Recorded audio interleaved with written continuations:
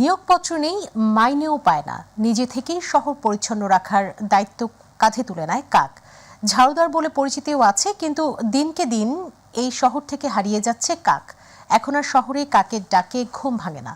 পৃথিবীতে এভাবেই অনেক প্রাণী এখন বিলুপ্ত, যার প্রভাব পড়ছে প্রকৃতি, খাদ্যচক্র ও বাস্তু সংস্থানে। আরও জানাচ্ছেন আতিকুর রহমান তিতাস। গ্রামে মানুষের ঘুম ভাঙে মোরগের ডাকে, আর শহরে কাকের চিৎকারে। কিন্তু গেল 2 বছর যাবৎ কাকের ডাক আর তেমন শুনতে পাওয়া যাচ্ছে না। শহরের জাতীয় পাখি বলা হতো কাককে, কিন্তু সেই কাকের আনাগোনা শহরগুলোতে দেখা যাচ্ছে না আগের মতো। মানুষের সবচেয়ে কাছাকাছি থাকতে পছন্দ করে কাক, আর খাবার শেষে অতিরিক্ত খাবারের অপেক্ষায় থাকে সে। খাবার শেষে প্লেট রাখতেই গুটি গুটি পায়ে এগিয়ে যায় খাবারের কাছে। ময়লা বলে ফেলে দেয়া জিনিসগুলো খেয়ে শহর পরিষ্কার রাখে সে, তাই নাম পেয়েছে ঝাড়ুদার। কাক পরিবেশের জন্য কতটা জরুরি, এই প্রশ্নের উত্তরে বিশেষজ্ঞরা বলছেন, প্রকৃতি থেকে যে কোনো প্রাণী বিপন্ন হওয়ায় প্রকৃতিতে মারাত্মক বিরূপ প্রভাব ফেলে। নগরায়ন প্রয়োজন আসলে সবুজায়নের মাধ্যমে।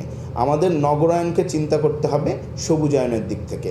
তাহলে আমরা আপাতত এই যে জলবায়ু পরিবর্তনের যে অশনি বিপদ, সেই বিপদকে আমরা মোকাবেলা করতে পারব। প্রাণী সম্পদ বিভাগ থেকে জানা যায় যে 90-এর দশক থেকে হঠাৎ করে ভারতে শকুনের সংখ্যা কমতে শুরু করে। প্রথমে কেউ ব্যাপারটা সেভাবে খেয়াল করেনি, কিন্তু শকুন না থাকার কারণে মরে পড়ে থাকা প্রাণীগুলোকে কেউ খেয়ে পরিষ্কার করছিল না। ফলে রোগ জীবাণু বাড়তে থাকে, খাবারের প্রতিযোগিতা কমে যাওয়ায় বন্য কুকুরের সংখ্যাও বাড়তে থাকে।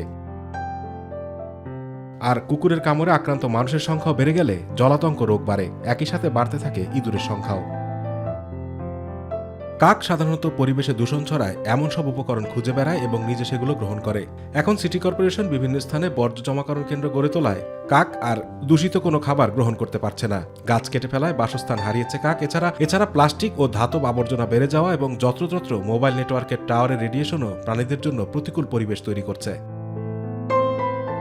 প্রকৃতি থেকে কাক হারিয়ে গেলে খাদ্য শৃঙ্খলে বড় সমস্যা দেখা দেবে। মানুষের মধ্যে নতুন নতুন রোগের সংক্রমণও ঘটতে পারে। এছাড়া বাড়বে ক্ষতিকর প্রাণীর সংখ্যা। তাই ঢাকা শহরে কাকদের বাঁচিয়ে বিলুপ্তির হাত থেকে রক্ষা করাই হবে একজন সচেতন নাগরিকের দায়িত্ব। আতিকুর রহমান তিতাস, মাই টিভি।